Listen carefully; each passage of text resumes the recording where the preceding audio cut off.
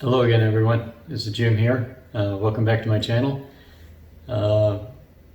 This is August of 2020, and I didn't want to let this month go by without kind of noting that I've now completed 4 years of my what I've come to call my weight loss journey, or my life transformation. It began in August of 2016. And of course, at that point, I had no clue that I was going to look back and call it a weight loss transformation or a journey. It was really just very limited expectations. Remember, at that time, I had really like no plan, no expectations. Just out of desperation, I tried something.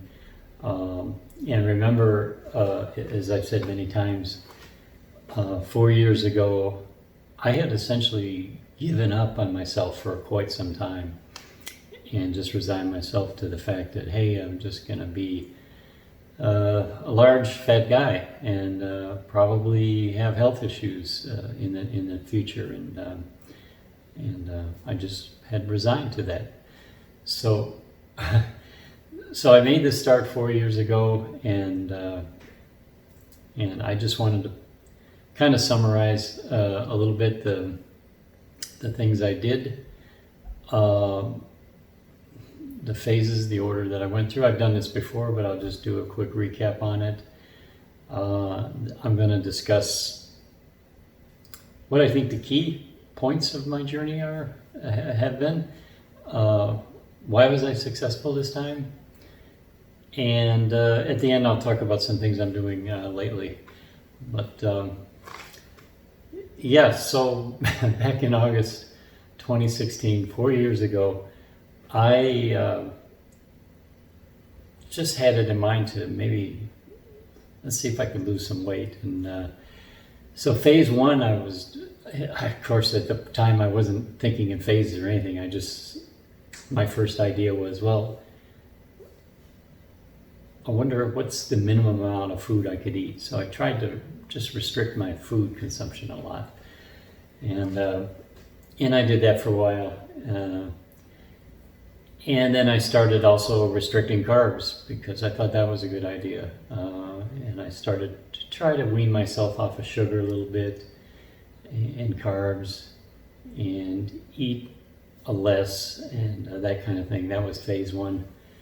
That kind of, after phase one, I'd say I did that about 6 weeks and lost a little weight, but it didn't really feel that great. I felt that hangry feeling, I wasn't getting enough food. I went into phase two, which was something I mentioned many times. I went into a fast.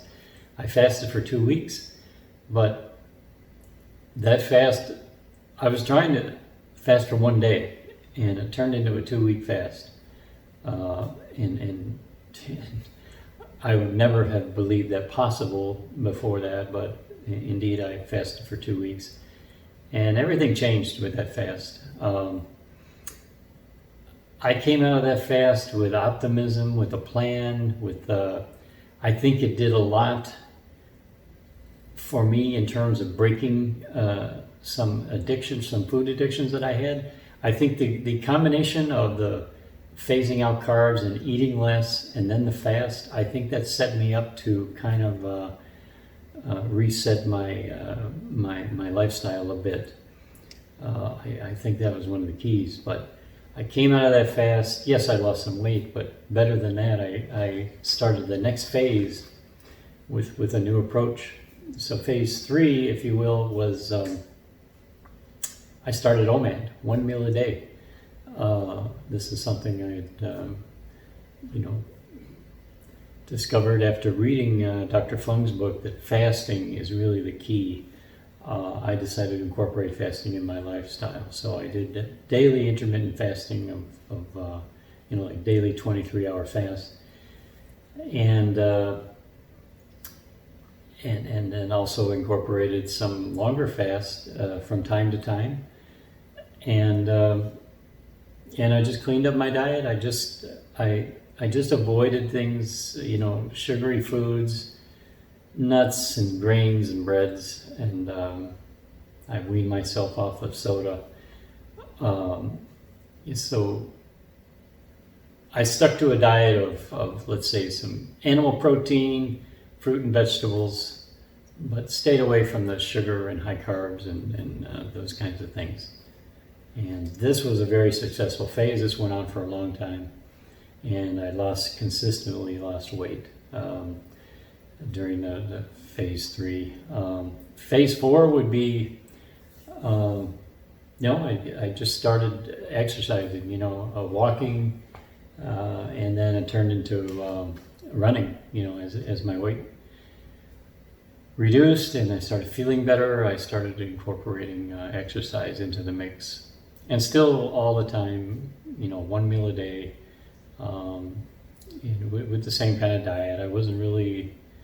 I didn't want to change anything because everything was working, and weight was coming off between I'm going to say minimum 8 pounds a month, and sometimes much more. Sometimes it was 12, 13 pounds a month, just depending on what part of the cycle I was in. So, finally I just kept mixing it up like that with the fasting and exercise. And by fasting, I did do some longer fasts. I did some alternate day fasting. Always did the daily intermittent fasting of OMAD, 1 meal a day. And I'm going to say somewhere around just over a year, 13 months, I kind of arrived at a weight that I thought was my goal. And so that's a quick synopsis of it. And I've documented the whole thing in detail in some of my earlier videos. But of my 4 years, the first year and a half was really, let's say, arriving at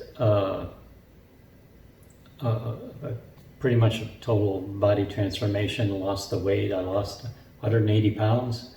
Well, actually, the total I lost was almost 190. I think it was 188 total. I've gained back a little bit, so I'm total of 180 pounds down from my high.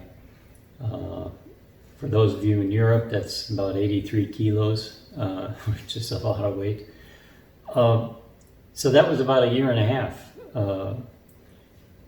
And so for the subsequent 2.5 years, I've been in quote-unquote maintenance. I've come to not really like the word maintenance too much, but that's what everyone calls it. And during the subsequent 2.5 years, I've just been, I did make a dietary change. I went to really more of sometimes a total carnivore approach. Now it's sort of a close to carnivore. I don't know I don't really get hung up on the words. I eat mostly meat and eggs and a few berries and some yogurt. So it's whatever you want to call that, but it's animal source foods are the basis of my diet. But I've been doing that for 2.5 years, and call it maintenance. Why I don't like the word maintenance is that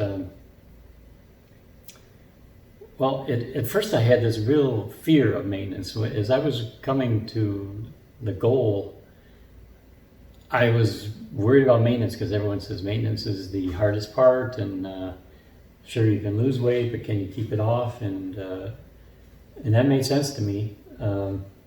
And I know a lot of people lose weight and then they can't keep it off. They relapse for whatever reason or another. They fall off the wagon, or they go into the old habits. And so I was really, really conscious of that, and I didn't want that to happen this time. I reminded myself during the year and a half I was taking the weight off that I said, Jim, never again. You're not going to go down this path again. you're not going to go back up this path again. You're not going to regain the weight.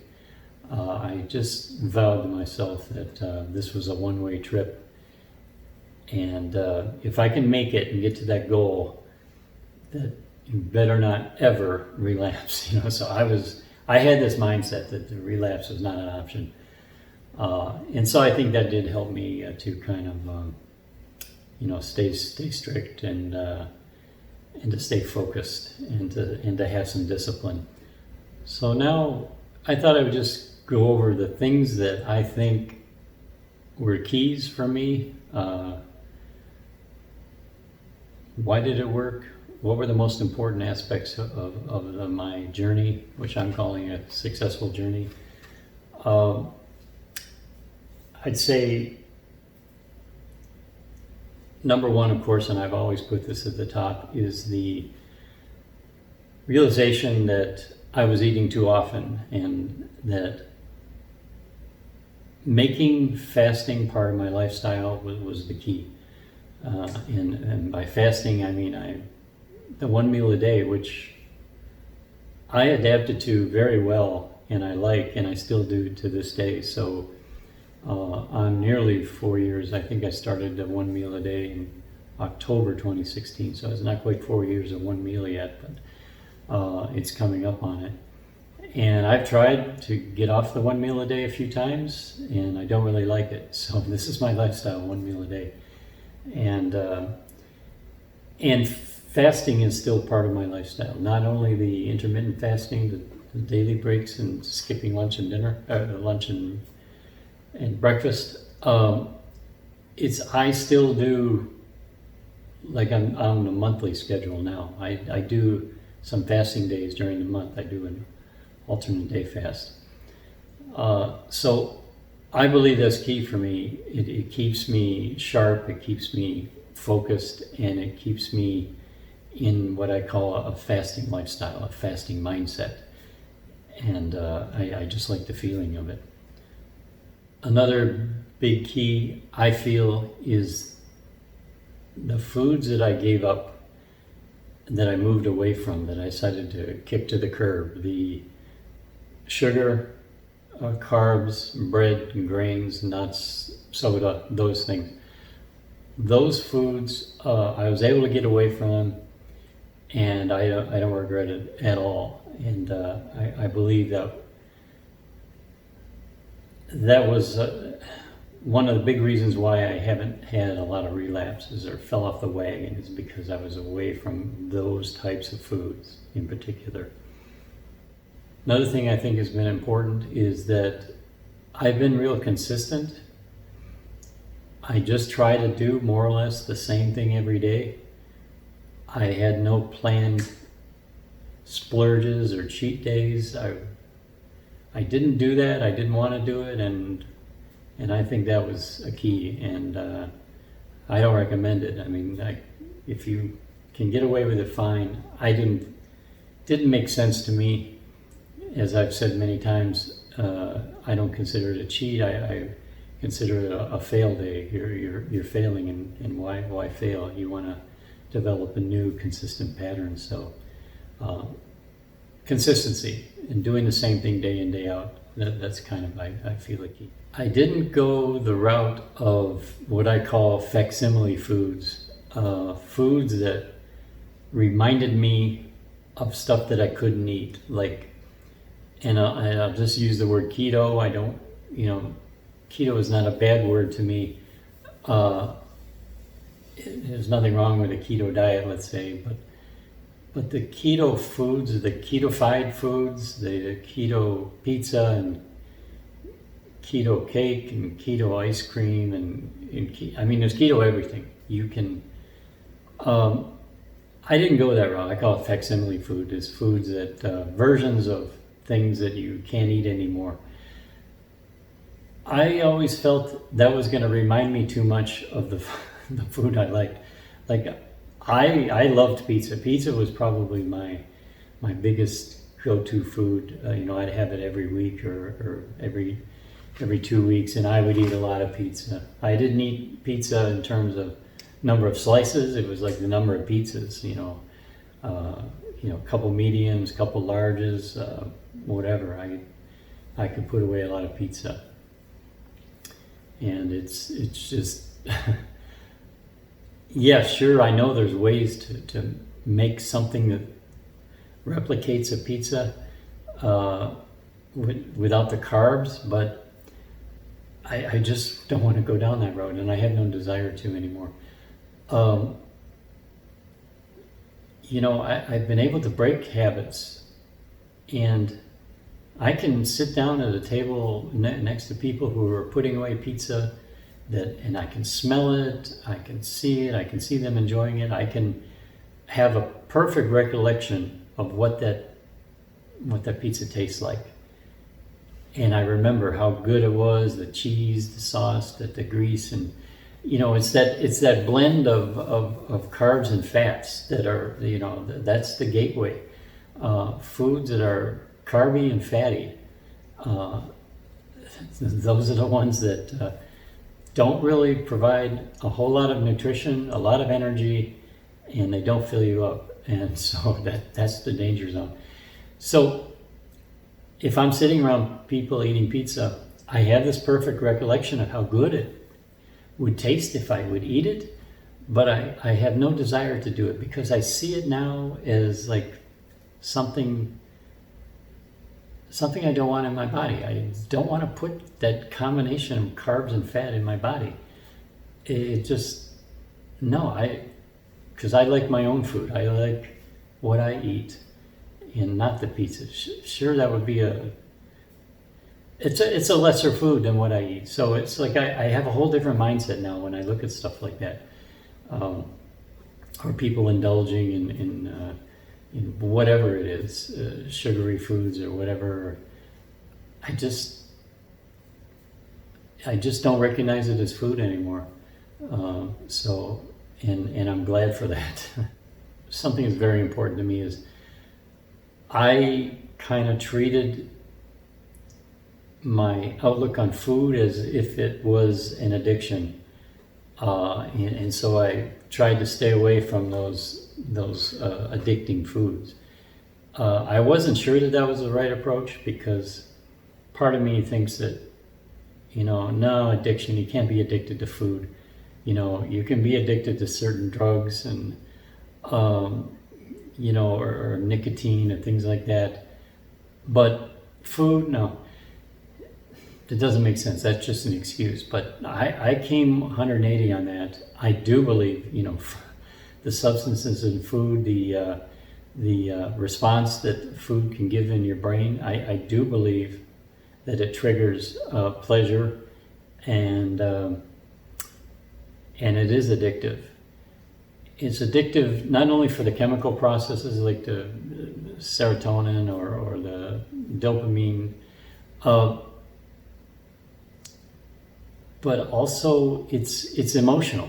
Eating food is emotional cues that drive that, habits. And you don't even know, you just go, the word comfort food, it's comforting, it's soothing. You soothe yourself with food, so it's an emotional thing. And that is a fact. I mean, you can't deny these things, the chemical signals in your brain and the emotional attraction to food. That exists. And you need to realize that. I think it's important to realize that. And like I said, I'm kind of a convert on that. I thought it was maybe a lot of nonsense, but no, it's true. And so I think it was important to be disciplined and not go the route of the facsimile foods, because it's hard to break those addictions when you're eating something that reminds you of the stuff that you were addicted to. Or if you're occasionally having a cheat day and you actually eat that food, that's the other thing. It's hard to break an addiction when you're having the substance that you're supposed to be addicted to and breaking yourself from if you indulge in that once a week. It's like, people have used the example, well, does an alcoholic have a couple bourbons on Friday because he's been good the whole week, or just smoke a few cigarettes one day a week? It doesn't work like that.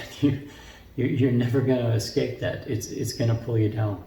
So I think the addiction model is the one that works. And I'll just mention Dr.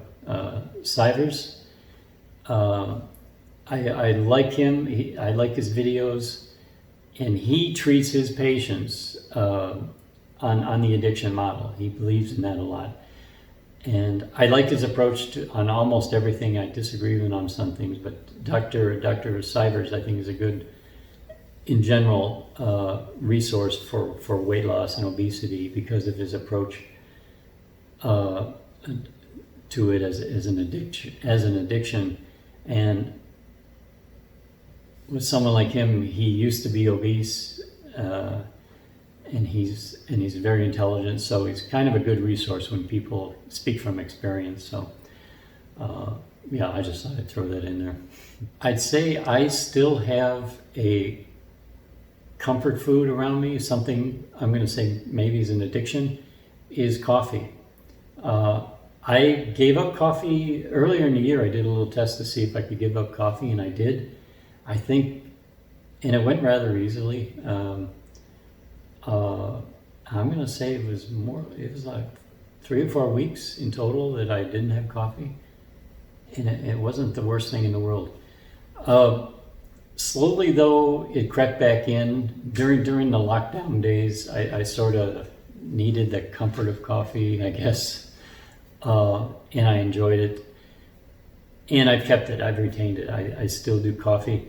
And it's an emotional, I understand it as something that makes me feel good. I get pleasure out of just the aroma of taking that cup of coffee, the first few tastes. It's warm and inviting, and it's pleasurable. And so I drink coffee when I'm, a couple times during the day when I'm not eating. It's kind of my bridge to get through the day, is something a little comfortable. So that's my, I guess it's still an emotional addiction, if you will, that I accept. I doesn't feel like it's harming me in any great way. It may not be ideal, but it's just one of those compromises that there's enough benefit there that I feel I get from it. And so, life's full of little trade-offs. So I do try to keep it to a minimum. And frankly, what I find is that I can brew a cup of coffee in the morning, and I get pretty much everything I need from the first, let's say, 1/3 of the cup of coffee. Like I said, it's that smell when it's brewing. The first tastes are real good, but then it doesn't take long until you sort of have everything you need. It's not necessary to completely consume the entire cup. There's not like more pleasure coming. So often, what I'm saying is I'm throwing away a half a cup of coffee quite regularly. And so I try to, I get what I need from it and minimize the rest of it. So anyway, so I'm still doing coffee. Yeah, a big key for me, I feel, was that I went focused on becoming completely fat adapted. And I think I accomplished that. My thought was that doing fasted exercise and avoiding all carbohydrates as much as possible was going to make me a fat burner. And I focused on being a fat burner when I was fasting, I was always exercising. And I'd say my body's really easily functions on fat. I'd say it's preferred fuel. And I exercise always at the deepest part of my daily fast, so let's say a couple hours, 2-3 hours before I'm going to eat, that's when I exercise, and I go hard at it. I don't, I go full tilt, and so I'm not dealing with carb, I don't have to carb load to do anything. I function well, and so I think I think being highly fat adapted is great. I have consistent, even energy throughout the day, and I can fast a day or two if I want to. And fasting is hardly makes a ripple. And I mean, I fast a day and I hardly notice it. Maybe when I get near the 48-hour mark, I start to feel a little empty or whatever, but I don't really have hunger anymore. Not any kind of hunger that I would say in the past, oh, I'm starving. I never feel I'm starving. So being fat adapted, I think, is it's a superpower. It really is, because it just makes you, I don't know, it just makes you able to sail through the day. So now if I kind of talk about the maintenance phase, what I've been doing the last 2.5 years, I didn't fall off the wagon, I didn't relapse, and that was, like I said earlier, the fear about going into maintenance was that, this is where you're going to screw up. I think why I've been successful is I didn't, and this wasn't by plan, it's just I didn't start anything new in maintenance. I just kept doing the same things I was doing during the weight loss. And, I was wondering what to do in maintenance for the longest time. And then I realized one day, why do I have to do anything? I like where I'm at. I'm just going to keep doing it. And I said, okay. And that made all the difference. I kept expecting maintenance. I had to change something. I had to start eating more often, or I thought I just was conditioned to believe it had to be some new thing. I just do the same thing that I was doing, OMAD, and I got the same diet. So why mess with what's working? When I started all that, I was losing a lot of weight because I had a lot of weight to lose. But once you reach a certain point, things stabilize, the amount you eat and your activity, your body stabilizes at your new weight. You just stop losing weight. So I think an advantage for me, or one of the keys, was that I was able to do the same things in the maintenance phase. And that means I didn't have a lot of triggers or a lot of new things to worry about. And I've mentioned this before, I think a lot of success was because the things I changed were sustainable. And if you do that, if you do things, if you make changes that you can continue to do and are not so onerous that you just got to get out of it, you're more likely to have a successful maintenance. Like Dr. Seivers says, diets don't work. If it's something restrictive that is you're just employing it to lose some weight, but it's really not comfortable, it's not going to work. It will fail, guaranteed. It'll work for a time, and you'll think, hey, I'm having success. But then when the diet is over and you're ready to go back to something new, that's the problem. Because you haven't solved the addiction part of it or the emotional part of it. Those things weren't resolved. So like Dr. Seivers says, there's going to be a crash and burn at some point. And that's it. When you do that, it becomes a vicious cycle. You just get down on yourself and everything. So that's why I've always advocated making small incremental changes that are sustainable. And another one of the keys for me was incorporating exercise in my life on a consistent daily basis. And thinking about the maintenance phase, I think of a shark. A shark has to keep moving. It keeps moving forward. And I always say this is my phrase, keep moving forward. And I still have that mindset now in maintenance. I got to keep moving forward, because what happens if the shark stops moving forward?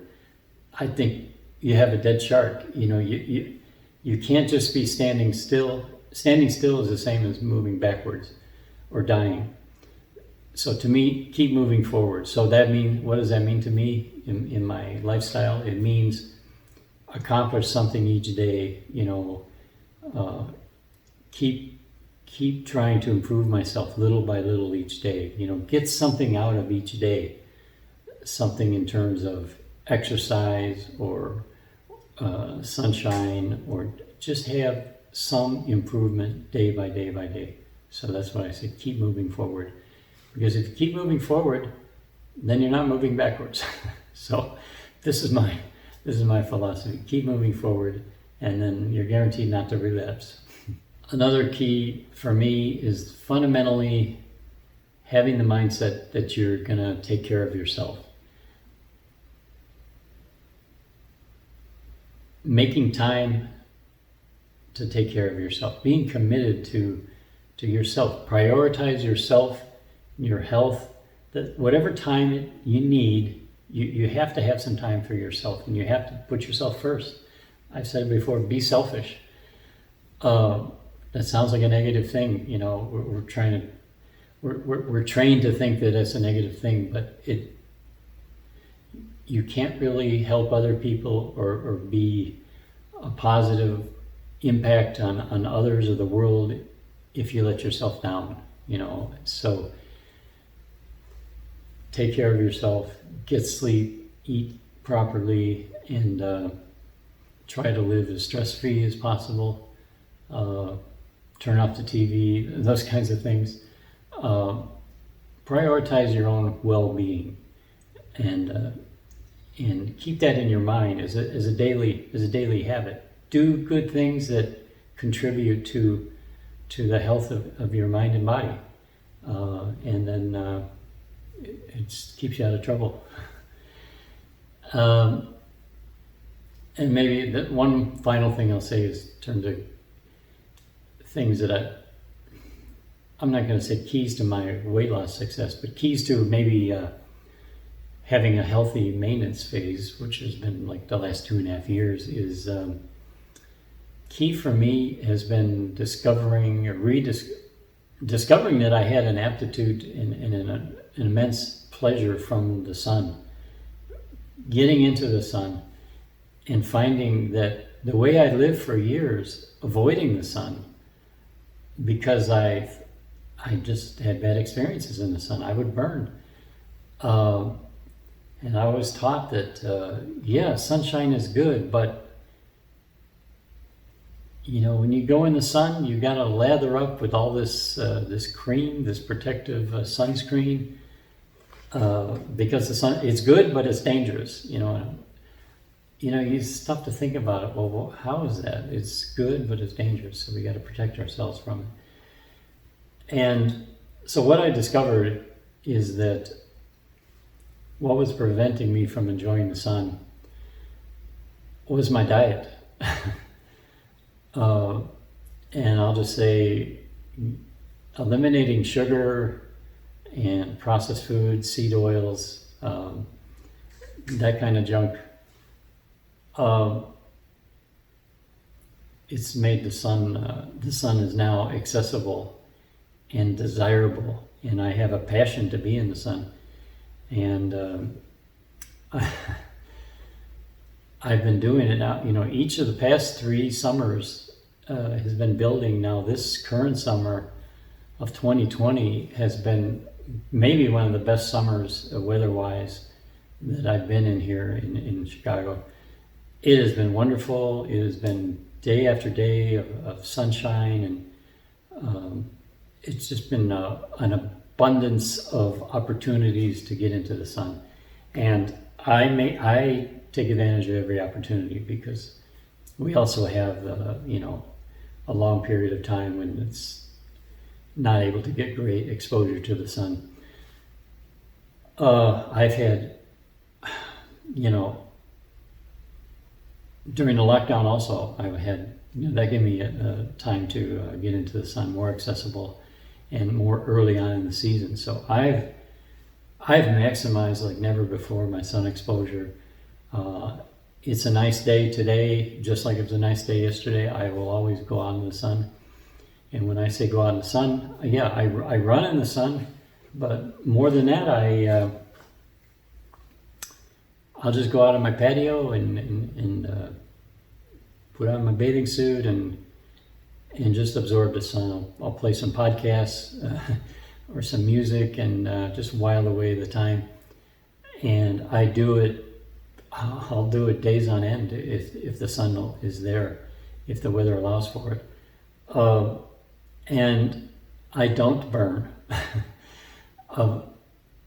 At most, on my forehead, if I get too much sun, the forehead is like, it seems to get the most direct hit and the most direct line of sight. My forehead can get a little overexposed at times, so I'll wear a ball cap to keep it off the top of my head. But other than that, nothing. I wear no sunscreen ever. Wouldn't think of it, wouldn't dream of it. It's the toxic things you put on your skin and in your mouth that cause the problems with the sun. If you eliminate those things, the sun is fine. And more than fine, it's wonderful. I get this great energy from the sun.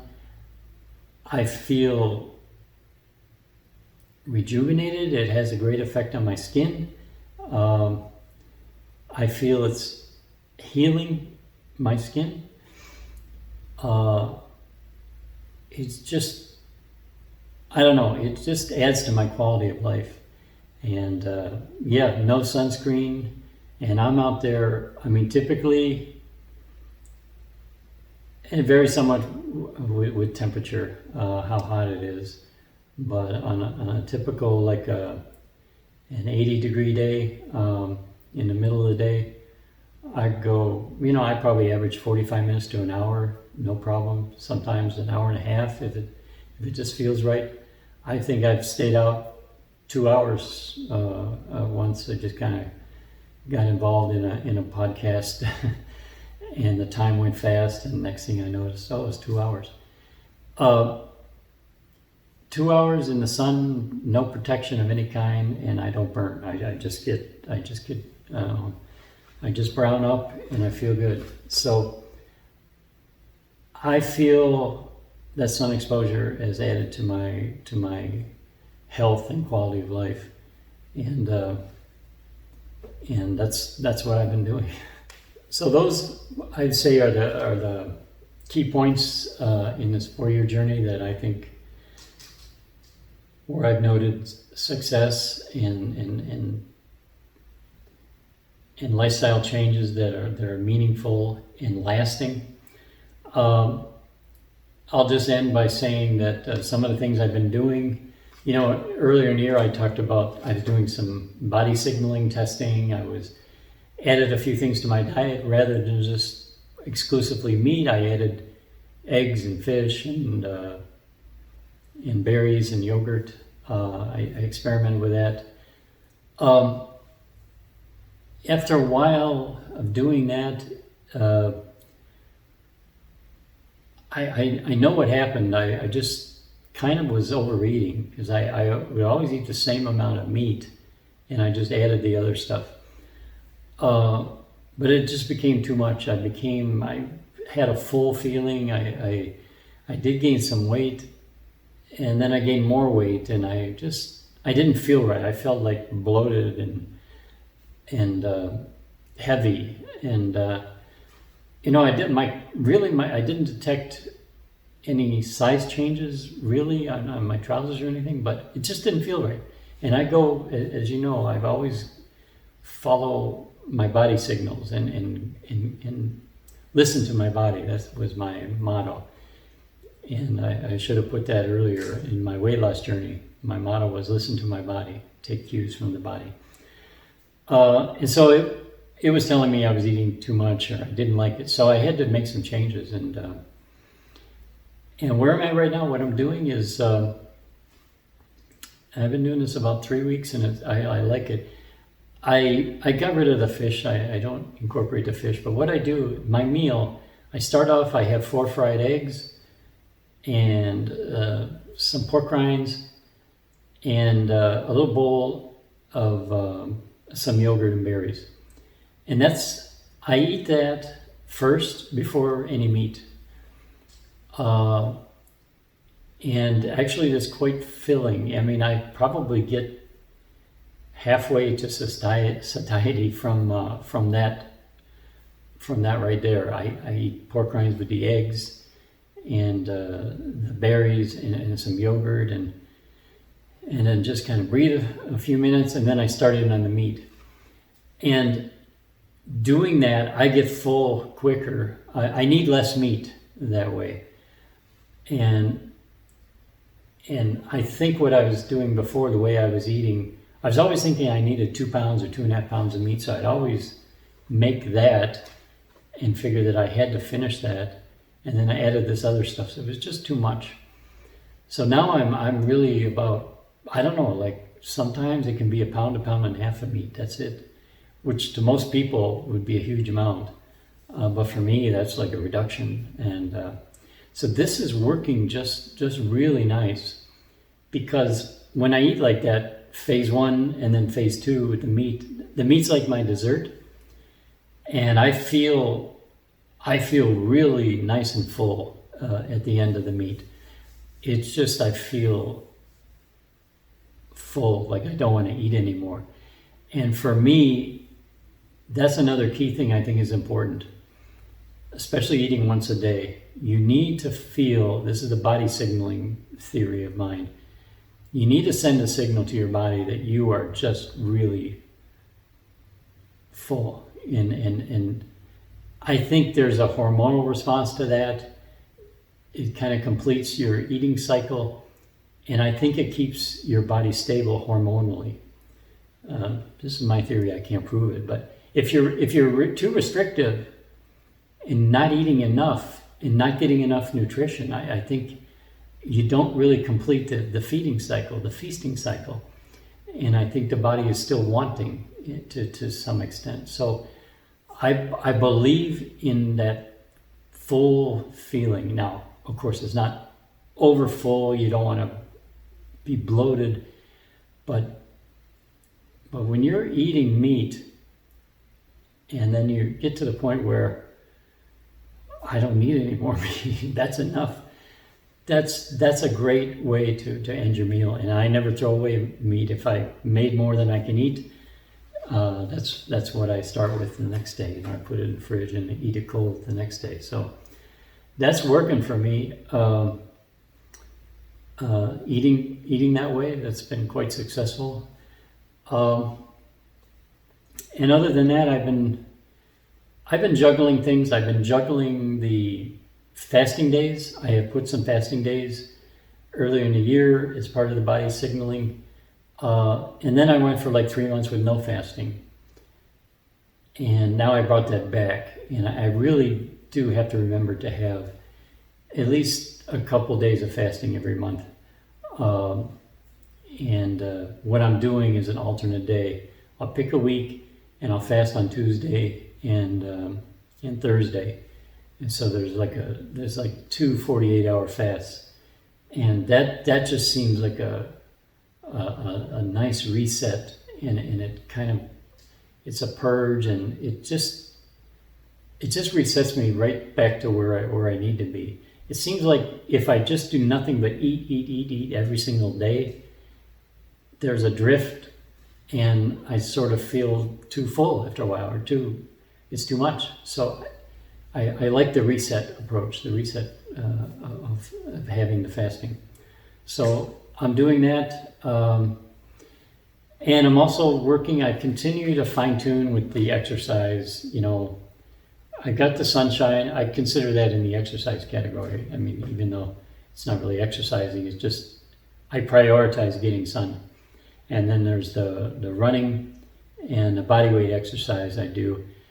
I'm constantly looking for the optimal amount of exercise because I tend to overdo it like in years past, I've overdone the running, too much running, too long, just way too much running, where I had I think I had a chronic stress.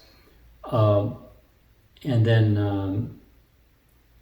so I de-emphasized that and started doing more body weight exercise. And then I think I overdid that as well. I went too hard on that, and also not giving the body enough time to recover, and that's also not good. So I just come to realize that, look, I just pressed too hard on these things. I'm feeling good. I'm feeling like I'm 20, and I just overdo it. I need to allow. I can't overrun my body. And when I hit it right, when I do just a consistent amount every day, and I hit it just right, there's enough stress that it has a positive impact, but there's enough time for my body to recover, and it really feels good. So I'm searching for that optimum zone in terms of the exercise, and that's really the whole thing I'm doing in maintenance. Like I said, keep moving forward, but it's a sense of finding the best balance on all things. Sunshine, exercise, food, and the food order, how much fasting. It's juggling with the parameters to see what's the most effective. What do you feel the best? Under what scenario do you feel the best? And so that's what I do. I'm tinkering at it and trying to optimize it, and always looking for a better way. But right now, I'm quite happy with everything that's going on right now. Like I said, I feel I got a pretty good balance, and yeah, who knows about the future? But that's kind of a summary of the 4 years, and weight loss, and then maintenance, and what I'm doing these days. So I think I've been going on a long time now, so I'll kind of wrap it up. I try not to burden you with overly long videos, but sometimes they are quite long, but I think I make up for it I'm not putting up a lot of videos these days, so if it's 40 minutes or so, so be it. Anyway, that concludes today's message. 4 years. I just wanted to mark that, and to say that I never would have imagined in August of 2016 that I'd be here today describing these events. And that's why I do it, just to let people know your life could totally change. It's within your grasp. It's within your power to change it.